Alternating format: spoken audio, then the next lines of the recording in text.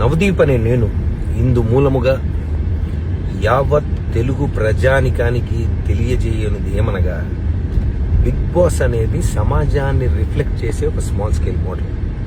రకరకాల mind sets, attitudes, ఆలోచనలు ఉండే మనుషుల మధ్యలో 100 రోజులు బతుకుతున్నప్పుడు ఎవడెవడో ఏదేదో అంటారు.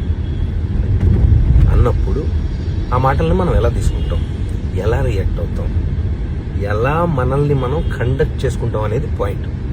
దాని టెస్టే అగ్ని పరీక్ష. మాకు కంటెస్టెంట్స్ డేటా ఇస్తారు.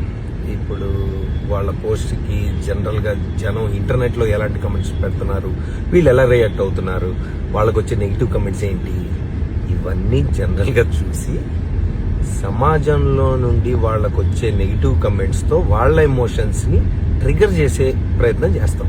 Right? It will test their ability to conduct themselves. We have to test. ఎవడో కమెంట్ పెట్టినట్టు నేనేదో అంటాను.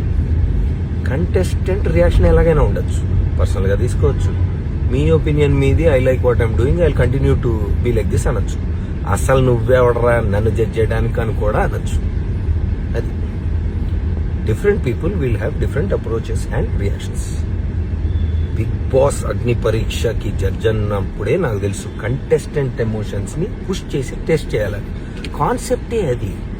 హారర్ సినిమాకి వచ్చి నన్ను భయపెట్టదంటే ఎట్లా? ఇక్కడ కాన్సెప్ట్ ఇది. మీ పోస్ట్కి నెగిటివ్ కమెంట్స్ వస్తే నువ్వు ఎలా రియాక్ట్ అవుతావు? అగ్ని పరీక్ష.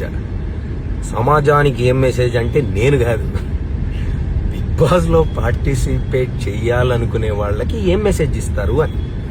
నాలాంటి వాళ్ళు ఎంతమంది ఏం మాట్లాడినా తట్టుకొని నిన్ను నువ్వు నమ్మి నవ్వుతూ నడిచే సెల్ఫ్ కాన్ఫిడెన్స్ ఉందా?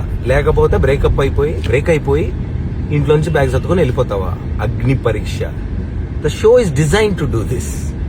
If you can't handle negative comments, ఇంటర్నెట్కి రావద్దు, అగ్ని పరీక్షకి అసలు రావద్దు. Heat will only increase. Thank you. Good night.